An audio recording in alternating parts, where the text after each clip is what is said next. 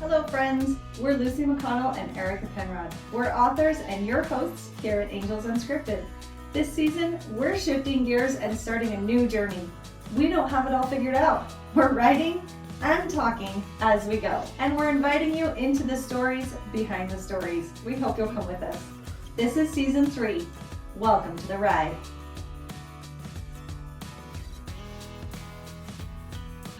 Hello, everyone, and welcome to this week's episode of Angels Unscripted podcast. Woo-hoo. We are on season 3, where we are going cowboy. I know. We announced it last week. Yeehaw. The social media came out a little bit with some of the cowboy clips, so that's been really fun. I have really loved going back to our roots. I know. So well, fun. I'm like, in my regular life, I never left them. I know, exactly. But it's so It's fun something to just share it. Yeah, to share it. I have to get you a video. My, just mom brag moment. Yeah. My daughter was crowned Orchard Days Queen. Yes, So exciting. she is the rodeo queen, and I'm so excited. This is our first queening experience. So it's not. Can I take I was you like, back? your first one and you win it. I mean, what does that do? No. Let me take you back probably 10 years. She's Okay. like 6 years old, and we put her in a mini queening thing just for like the horsemanship. Like, here's your chance. Yeah. You've got to like change leads. You've got to do all this stuff. It's a good opportunity for her. Plus, she's always had really full blonde hair. I'm like, I could see her with her beautiful curly hair under this cowgirl hat, wearing the sparkly shirt, the whole thing, right? So we get her all dressed up. We do the whole thing. She goes out, does the most beautiful pattern on our Palomino, and it's this, and I'm like, oh, we have won this. And so then she does the pattern, just absolutely stunning, rides up to the judges for her interview, and leans over and pukes. Oh my gosh. I'm not kidding. So she didn't win points, right, for that, I'm assuming. She lost. She totally lost the whole entire competition. You lose points if you puke. And the judge was so sweet. She's like, are you okay, honey? Are you sick? And she goes, no, I'm just really nervous. I have never seen her that nervous in my life. So this time around... So it took 10 years later to do it? It took 10 years to get over that. So goodness. this time around, it was like that. low pressure. Like, again, You're just doing You're it. taking a reining horse, which we borrowed from a very wonderful man that let us borrow this horse to do a reining pattern. But it was a step up. Like the Palomino was not a reining horse, but she did a beautiful job. But anyway, so it was just a chance for her to learn some horsemanship skills kind of thing. We were doing this again. And then she won. Oh, that's so exciting. I know, no puking this time. We did so good. So I love it. You know, I had to, my husband served on the board for the Utah High School Rodeo Association for a couple years.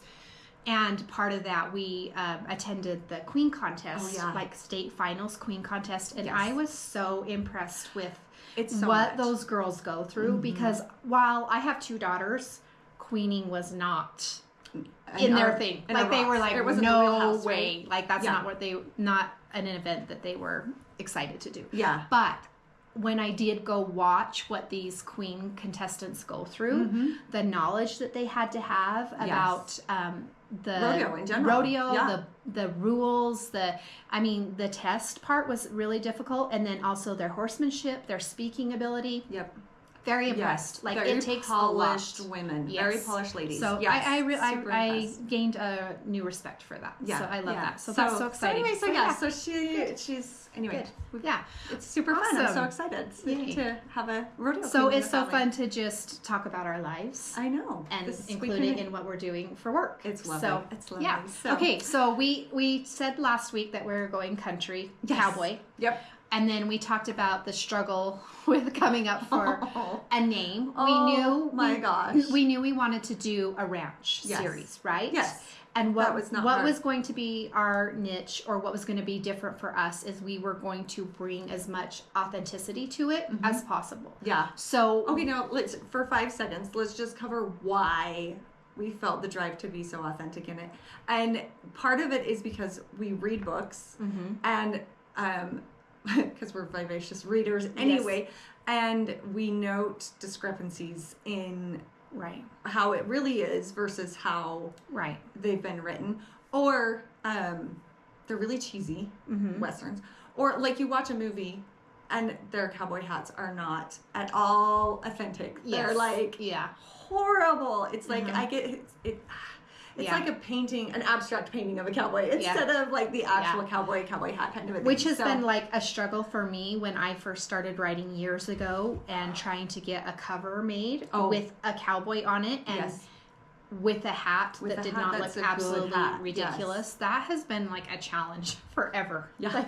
Like, but that's what we were going after. We were like, we want to give readers a very authentic I want to say, I'm like, what is the word? Experience. We want you to become part of this world. So we knew, we decided we had to go from the brand up. Yes. That's what we decided. Yeah. We were going to build this world from the brand up. What we didn't know was how difficult. Oh my gosh. That was going to be. It was hard. It was so difficult to find the name.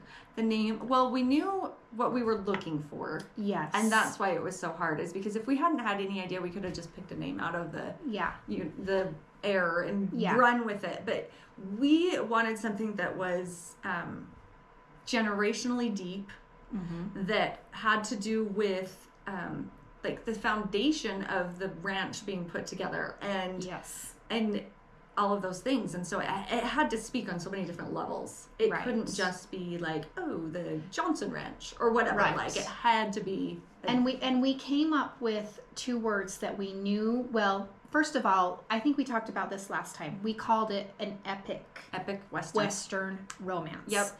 And even more focusing on just an epic Western story, because we wanted these books to be like, for our readers, our women readers that love them and love the romance part of it, we definitely want a strong romance line, but we also wanted them to be something that they could hand their husband and say, hey, you should read this. This is a good book. You're really going to like this.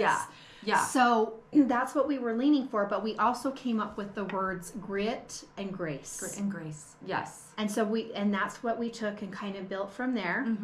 Yeah. And then we came up with, after researching, we actually named it something else. We did. We had another name. And then found out somebody else already had and that we name. were like, but we were designing logos and we were designing brands on that other name. Like we were pretty knee deep in that other name and pretty in love with it, and then had found it somewhere else and had to move. So that was rough. And so then and then we eventually got to Gritstone Ranch. Gritstone Ranch. And it's in a fictional town, somewhat like Steamboat Springs in Colorado. And so that's kind of the vicinity of where this fictional area is.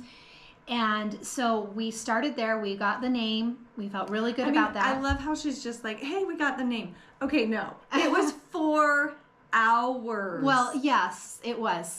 4 hours of brainstorming, brain tugging, brain twisting, brain everything, and being like, what do you think? What did it? Like, it literally, like, I have not struggled over something so deeply and I was going to include the brand with that part. Well, the struggle, because the name and then into the brand was like, I think we did spend one full day on the name. Just the name. And we're talking like a full work day on just coming up with the name. And then one full day on the brand. But the thing about the name was that we wanted it to be universally appealing to everyone. And I think Gritstone is so good. It really grabs onto what if you're going to settle a town back then, if you're going to be the men and women that build a town, you have got to be as solid as a foundation stone and just gritty, like to go after life. But then the other fun part about this is, as we started world building, I'm just going to leak a little tiny bit here, is that one of our characters comes from England, where there is a gritstone quarry. Yeah, like a mountain, a trail. Yeah. And so that is part of their heritage. So it makes sense for when they come and find to this place back in 1904, I think is when it's established. That this is what they call it. It reminds him of his home. So anyway, I love that little tie-in that happened. But okay, back to building from the brand up. Let's talk about the struggle. Oh my gosh. And talk about how we work should together. Like reenact it. Yeah. Like literally Like hours this? of this Oh position my and her like that, and we're gosh. just staring at the computer this is going, not working. okay, Yeah. this has got to work. No, Yeah. not the reason it was such a struggle, but we have, as we work together, we have a rule. We do have a rule. That if it does not feel right for both of us, then it's not right.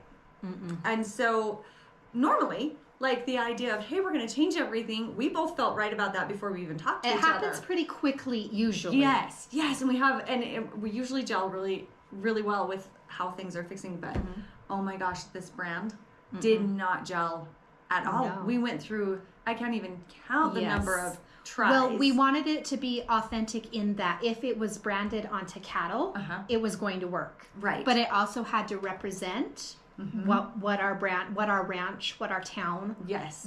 All those things. So, and it was really interesting that we did not agree for quite some time. A long time. And what is also beautiful about this partnership, which in business, which I love to relate to in other relationships in our lives, but it's like you and I didn't agree for most of the whole day.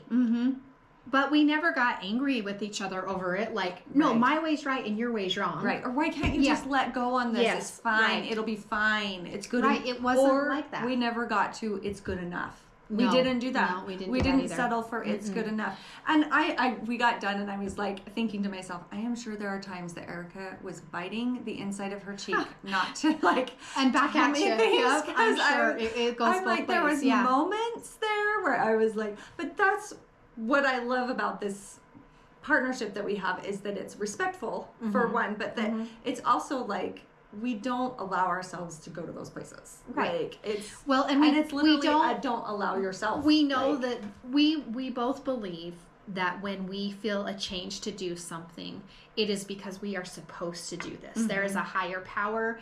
There is this talent that we've both been given and we're supposed to use it.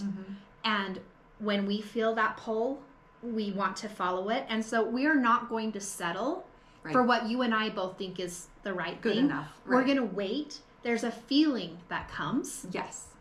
And it comes over both of us when we're like, that's it right there. That's it right there. And then we walk away and we're like, oh yeah, that's it. It's fine. That's great. That was 6 hours of my life. Yeah, it's fine.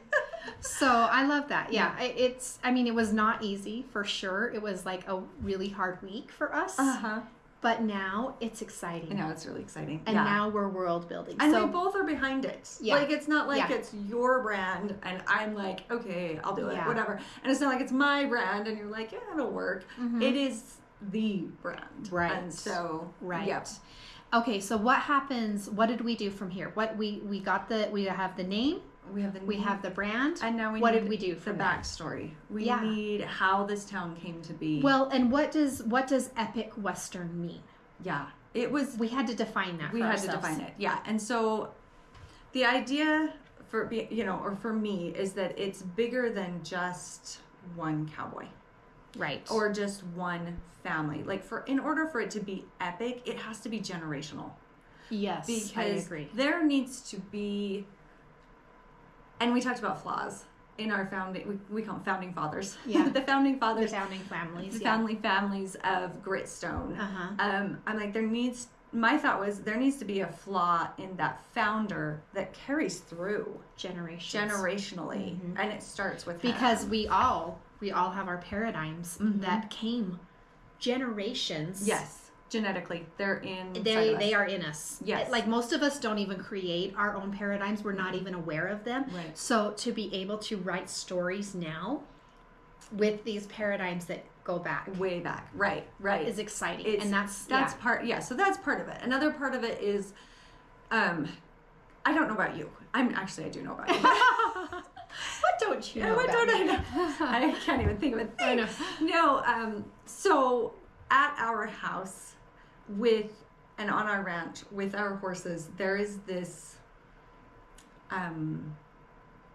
beautiful synergy thing that happens when it comes time to buy or sell a horse. And I honestly believe it's God at work. I I'm sure it's with all animals, but there is something about a horse. Oh, for sure. And any cowboy can tell you there is just something about a horse and God, and there's a connection. Horses are very spiritual animals. They are very. And sometimes they're hot heads and a pain in the keister, but like, well, they're also they're a reflection of us, right? But so anytime we've gone to buy a horse, we have forced the buy before, where it's like, this is the only one. We've got kids that have events coming up. We have to have this horse. It's got to be this one.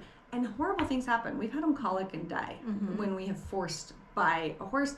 And I really think it's because they're in tune with everything and God's plan and how it's supposed to work, and they just know that they're not supposed to be here. So things like that. So I wanted that same sense of wonder and grandness in with the animals. And I know, like, one of the reasons that we thought of the term epic Western was because you have epic fantasies, and they have dragons and they have other animals that they have these connections with. And I wanted that connection with the horses, but I want it to be real. But there really is a connection between a rider and a horse. And so to give our readers who may not be part of this horse world the feeling of what it feels like to own an animal and to compete with that animal, to raise these animals and to have them be a part of your family. Right. Like, yes. You know, and we have an issue in our family. We're not really good at selling the horses.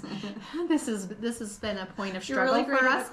We are really great at acquiring them because they are part of our family. Yes. Like they are, you know, and I think sometimes, like, my husband's like, we need to purchase a horse with the intent that we will sell him. But it is so difficult. Oh, yeah. Because that connection, the only way I think that it happens for us is like we see that horse have a connection with another human that needs them for that event. For that event. They need to be useful. They need to be doing their job. Yeah. So I think that. But I love that. Yes, we wanted to have the generational. I keep hitting your mic. Sorry. That's good. I'm really big with my hands today. That's good. Well, also because my mic is closer. Yeah. Because so we have a you're coming problem out this with way me. instead of I'm going still this getting way. my voice back, so I'm trying to speak here, but I don't have room for my hands. Problem. Anyhow, but I love that we're talking about, we have the generational thing. We wanted that. And then the horses. We wanted that to be a huge part of these stories too. Yeah. Yeah. And then the land. The land. Yep. And the connection to the land is a really big deal. Yeah. Because it is a big deal. Like, land, they're not making more. No. And once you have land and you've tended and cared for it, you begin to like identify with it. Right. And so there's this identification thing that happens with your land, but it also ties you to your generations before because they have also worked that land. It is a thing. And so there's this element of responsibility to the land. Which also ties into our Angel Institute, where we grew from Angel Institute, because I feel like these angels are now in the form of the ancestors. Yes. And we're going to feel that in these stories where there might not be as much focus on the angels as before. Right. But that's where they're going to come in. That's where you're going to feel that the heaven's help. Heaven's help. Yeah, is through the generations of the people that worked the land before these families. And so which is awesome. It just gives us so many epic Western storylines. It does. It does. You're gonna love the characters. You're gonna not like some of the characters. I know. And you're gonna root for characters you don't like. Right. Right. That's kind of how it goes. And you're gonna I really want them to You're succeed. just gonna want to be in this world. And it just feels good. And it's going to be a very messy family. Yeah. But that's real. Right. And so I'm very excited about that part. And so we decided that this series was going to be gritty. Gritty, yeah. It's going to be gritty, more... not in the sense like there's going to be a lot of swear words or no, it's still going to be family friendly. But gritty in that some of the issues they deal with are hard real issues and they're real. Yeah. Yep. So a little bit more gritty, but also the grace. Meaning like those angels are watching over them and still care. And so... And the love. like the love between families and like those topics that we like to hit on, like forgiveness, mercy, you know, those kind of things. Grudges. Yeah. Not the grace as much, but the grit a little bit more there. Yeah. But there's just so many things that I think I'm excited.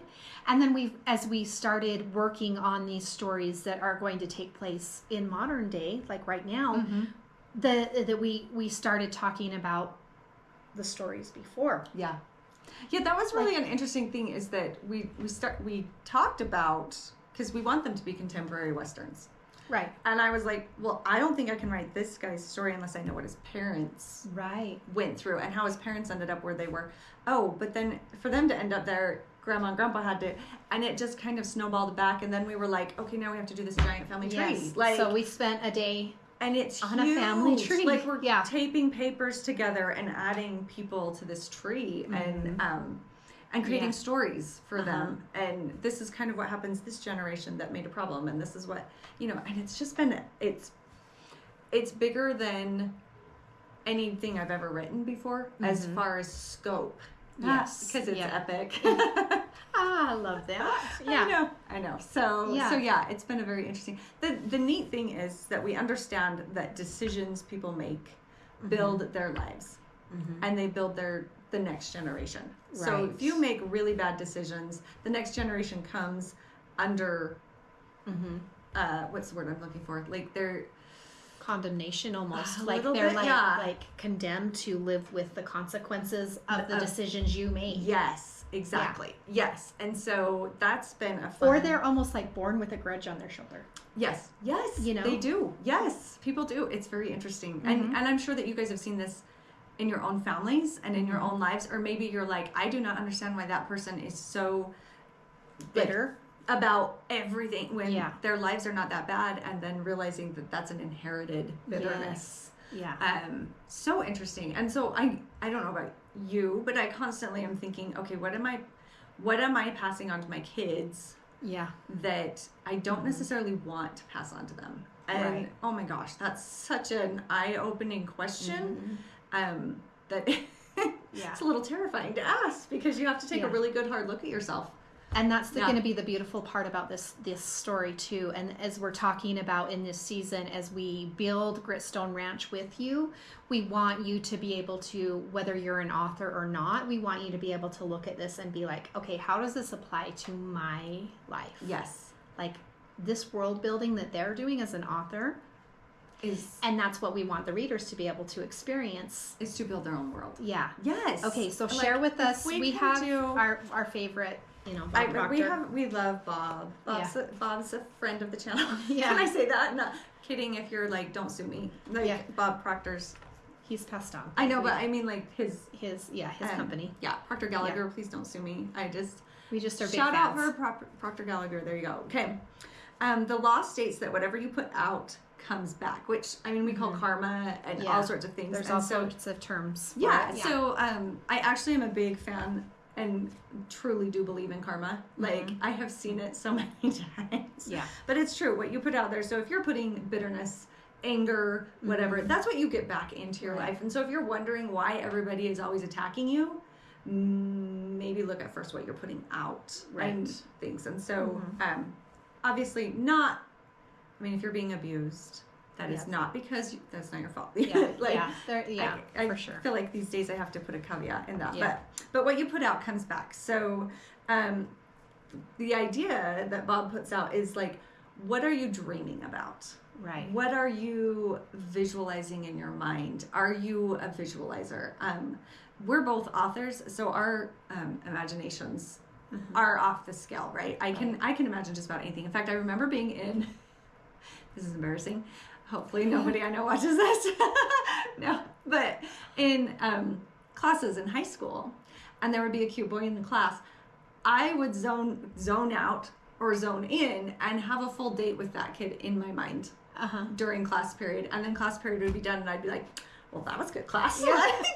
Kind of a thing. And so, but that was just my imagination. But that's how your mind works. Could do that. For sure. That was long before I was writing romances. And I realized once I started writing romances, I didn't have to imagine as much in my own life because I was writing and creating worlds and things. But okay, so When you build the picture of your dream, see yourself as a service-oriented, happy, healthy, prosperous individual, and understand that it was your creative ability that enabled you to build the picture. So use your imagination to imagine who you want to be. Right. Yeah. So then your dream is spirit in an organized but non-physical form. For me, that was like, oh my gosh. So when God created the earth, he didn't create out of nothing. He organized matter. Right? That was already here. And so we are creative beings. Yes. And we can also organize matter. And so those daydreams are organizing matter in a spiritual form. Yes. Like organizing the spiritual form of matter, which I love that idea. That just feels huge. It takes like what we know as being an author, like in world building as an author, and realizing that power is supposed to be used in my own real life. That's huge. And for me, that was like just a pivotal moment for me. So let me say it again. Your dream is spirit in an organized but non-physical form. The law of spirit dictates that non-physical organization or organized form must move into a physical organized form. You built the picture. It is in your marvelous mind and body. Remember that your mind and body cannot be separated. Therefore, it must move into physical form with you and through you as long as you hold the image of your dream, and the image will affect your movements. So I love this because it's like, if you really have something that you really, really want, and you picture yourself having it, and you hold on to that picture, you're going to get inspiration to do things. To create it. That will create it. Opportunities. And bring it to a physical form. Right. And so, I mean, here we have, from the get-go, we've had goals for Angels Unscripted, Angel Institute, and now Gritstone Ranch. And I feel like that change that we were thinking that came to us separately was like, okay, it's time to move in another direction with this, is a result of those overarching goals that we had. Right. And so that's why we both got it. That's why we both felt this push at the same time, is because of those goals that we have for this series in general. So exactly, it's incredible. And so that's like an example of how this works. Right. Like, well, a very basic example of how this works is when you think of someone that you haven't seen in a long time. Yeah. And you have a memory come up or something happens and you just think of them a little bit, and then all of a sudden you see them in the store, or you run into their parent or something, like it's been years and you're like, that is so weird. I was just thinking of you. Yes. And so that's a very basic idea of or this the phone concept. Rings and it's them and you're like, how did you know? Yeah. That happens a lot more with people that I live with. Like I'll think of them and then I'll get a text from them or something like that. Because your vibrations are there. Because we're so closely connected. Yeah. So taking that idea and then, using it as authors to create this world, and we have these goals that where we see Gritstone Ranch going is huge and epic. Yes, totally epic. And so being guided and taking it step by step, day by day, and following where we're supposed to go with this, but then also using it in our own individual lives. I hope that that's what people take from this. Yes. Like, I hope that this inspires you to build your own world. Yeah. Start create dreaming. the world that you want and live in it. Yeah. Like, I think because and live in it now. You don't wait for it to actually physically manifest. Yeah. Like, I can tell you what it looks like at Gritstone Ranch. Like, yes. And it is this spiritual place. It's it's in our heads. It's in our heads right now, but I know what it looks like. Bringing it forward. Yes. Yeah. I know. I love it.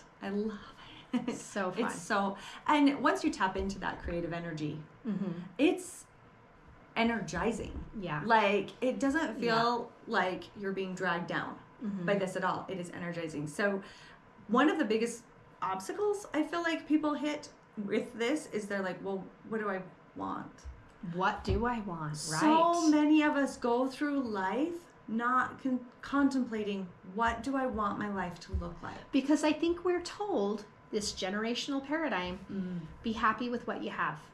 Be grateful. Be grateful you for have what so you have. Much. You don't need more. Yeah. But we were not created that way. We are created to want more. And that is to not expand. saying that we shouldn't be grateful for what we have, Right. because I love what I have. Gratitude is so beautiful. But it's also encouraging me for more, because that's how this world works. Yes. Well, and that's how spirits work, is we want to expand. We are creative beings. All of us. Every single one of us is a creative being. We have that inside of us. And so whether it's, and I've watched people, I mean, I'm sure you guys have watched them on YouTube too, creating with wood and doing woodworking projects. I love those videos. They can like soothe me. It's one of those. Yeah. Or watching somebody create out of clay, or watching somebody create. Like, and that's everyone one has type their of creativity. own unique ability to create, and it looks different for everybody. And it does. It totally does. I mean, some people are like numbers creative. Yeah. Like, they're really good with numbers, and I love that. It's amazing. And so whatever it is that you like, I guess that's the question for the week, is what do you want? What do you want? What do you want? Yeah. And without limitations. Like, what if one of my favorite exercises that I try to do regularly is I have a notebook and I world build in it, and I just world building your own life. My own life. Yeah. I don't put any limitations on, well, you can't do that. You don't have enough money for that. You don't have this. There's this reason. I just write what my absolute dream day looks like today. Yeah. Today I woke up in this house and this and this, and it's so fun. Yeah. Like, but you're right. I don't think very many people have ever asked themselves, what do you want? Yeah. So, I don't know. Exciting things coming ahead.